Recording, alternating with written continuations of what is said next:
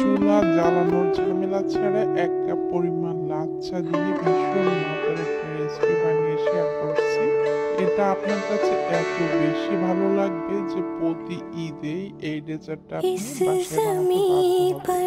সেই সাথে যে খাবে সে কিন্তু আপনার প্রশংসা করবে। আগে থেকে জ্বালিয়ে ঠান্ডা করা দুধ নিয়ে নিচ্ছি ১.৫ কাপ পরিমাণ।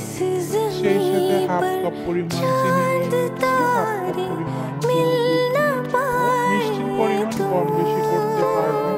স্বাদ মতো একটু লবণ, সেই সাথে 1/2 চা চামচ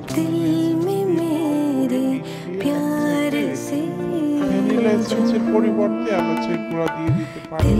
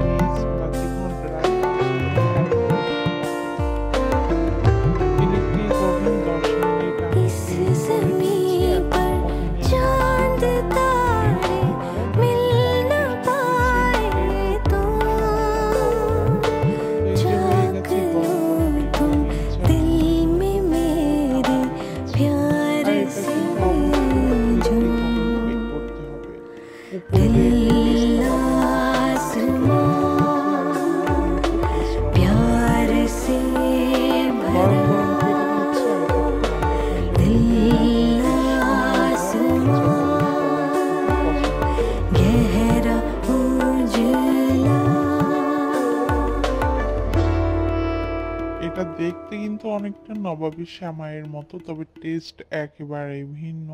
নবাবী সেমাইয়ের থেকে দ্বিগুণ স্বাদ পাবেন এই রেসিপিতে।